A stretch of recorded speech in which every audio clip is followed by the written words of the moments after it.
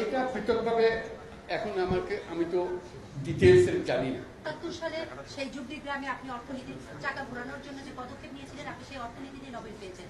বর্তমানে মুদ্রাস্ফীতি রোধে আপনি কি পদক্ষেপ নেবেন? আমি অর্থনীতির বাইরে যুবলী গ্রামের আমি শান্তির জন্য কাজে ওইটা করতে হবে। যেগুলো করছেন এগুলো অনেকগুলো বিষয় আছে, একসঙ্গে বসতে হবে, করতে হবে। সব লড়ার পথের অবস্থা আছে, কোনোটাই সিদ্ধান্ত চলে না। কাজে এটাকে ঠিক করা এবং সবাইকে সমর্থন দিতে হবে। আপনারা যদি বলেন যে না এটা পারতেছে না, তাহলে বাদ দাও, তাহলে শেষ হবে না। শেষ স্যার, এই মুহূর্তে আপনার সামনে সবচেয়ে বড় চ্যালেঞ্জ কোনটি? এক কথায় জানতে চাই। একতা, নিজেদের মধ্যে একতা, এটাই বড় চ্যালেঞ্জ। একতা হলে সবকিছু সম্ভব।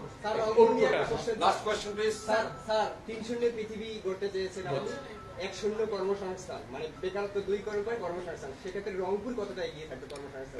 সবাই এগিয়ে থাকবে। আমি কর্মসংস্থান সরকার করে দেবে এটার কথা বলতেছি না তো।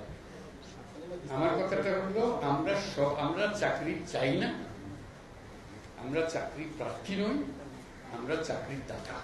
স্যার রংপুরবাসীর উদ্দেশ্যে কিছু বলেন। সেই জিনিস এটা আয়োজনের বিষয়।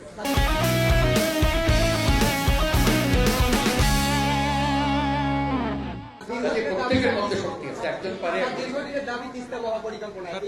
এটা পৃথকভাবে এখন আমি তো ডিটেইলস জানি না। রংপুরে যখন আসতাম তখন অনেক কথা জানতাম, বহুবার এসেছি, বহুবার গেছি। কাজে এখন আবার নতুন ভাবে দেখতে হবে কোনটার কি অবস্থা। সবকিছু সম্ভব।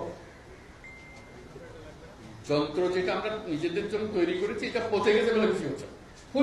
যন্ত্র যদি ঠিক মতো সব কিছু সমাধান আছে।